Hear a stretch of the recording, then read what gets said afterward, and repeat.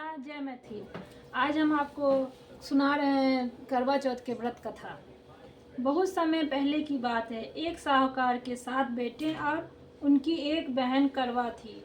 सभी सातों भाई अपने बहन से बहुत प्यार करते थे, यहाँ तक कि वे पहले उसे खाना खिलाते और बाद में स्वयं खाते थे। एक बार उनकी बहन ससुराल से मायके आई हुई थी। शाम को भाई जब अपना व्यापार बंद कर घर आते तो देखा उनकी बहन बहुत व्याकुल थी।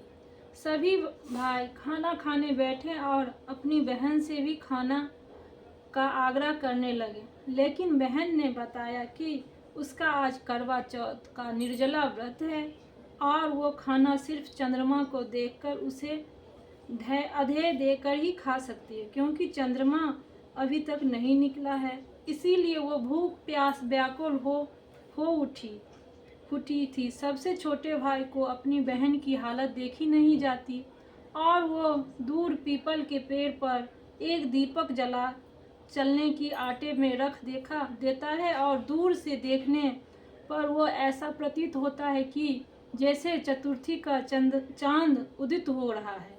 इसके बाद भाई अपने बहन को बताता है कि चांद निकल आया, तुम उसे धय देने के बाद भोजन कर सकती हो। बहन खुशी के मारे सीढ़ियों पर चढ़कर चांद को देखती है, उसे धय देकर खाना खाने बैठ जाती है। वह पहला टुकड़ा मुंह में डालती है तो उसे छींक आ जाती है, दूसरा टुकड़ा डालती है तो उसमें बाल निकल आता है और जैसे ही तीसरा टुकड़ा मुंह में डालने की कोशिश करती है तो उसके पति की मृत्यु का समाचार उसे मिलता है। वो बौखला जाती है, क्योंकि खास है कि इस सुहागन का महापर्व करवा चौथ सूर्यदेव आशीर्वाद कर ले पूजा कर बहुत और कथा का पान। उसकी भाभी उसे सच्चाई से अवगत कराती है कि उसके साथ ऐसा क्यों हुआ।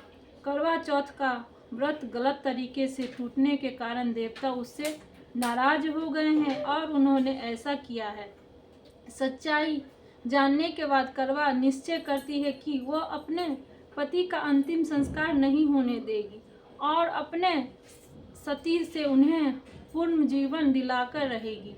वो पूरे 1 साल तक अपने पति के शव के पास बैठी रहती है, उसकी देखभाल करती है, उसके ऊपर उगने वाली सुईनुमा घास को वह एकत्रित करती जाती है।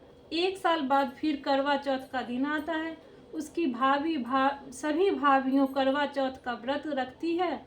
जब भाभियों उससे आशीर्वाद लेने आती है तो वह प्रत्येक भाभी को यम सुई ले लो, पी सुई दे दो, मुझे भी अपनी जैसी सुहागिन बना दो, ऐसा आग्रह करती है। लेकिन हर बार भाभी उसे अगली भाभी से आग्रह करने का कह जाती है। इस प्रकार जब 6ठे नंबर की भाभी आती है तो करवा उससे भी यही बात दोहराती है। यह भाभी उसे बताती है कि चूंकि सबसे छोटी भाई की वजह से इसका व्रत टूटा था, अतः उसकी पत्नी में ही शक्ति है कि वह तुम्हारे पति को दोबारा जीवित कर सकती है। इसीलिए जब वह आए तो तुम उसे पकड़ लेना और जब तक वह तुम्हारे पति को जिंदा न कर दे उसे नहीं छोड़ना। ऐसा कह कर वह चली जाती है। सबसे अंत में छोटी भाभी आती है। करवा उनसे भी सुहागिन बनने का आग्रह करती है, लेकिन वो टाल मटोल करने लगती है। ऐसे देख करवा उन्होंने जोर से पकड़ लेती है और अपने सुहाग को जिंदा करने के लिए कहती है। भाभी उसे छुड़ाने के लिए नोचती है, खोजती है, लेकिन करवा नहीं छोड़ती है। अंत में उसकी तत्परता को देख भाभी पसीज जाती है और अपनी छोटी उंगली को चीरकर उसमें से अमृत उसके पति के मुंह में डाल देती है। करवा का पति तुरंत श्री गणेश कहता हुआ उठ बैठता है। इस प्रकार प्रभु कृपा से उसकी छोटी भाभी के माध्यम से करवा को अपना सुहाग वापस मिल जाती है। हे श्री गणेश, माँ गौरी, जिस प्रकार करवा को चीर सुहागन का वरदान आपसे मिलता है, वैसा ही सब सुहागन को वरदान मिलते रहे। जय करवा भगवान की जय।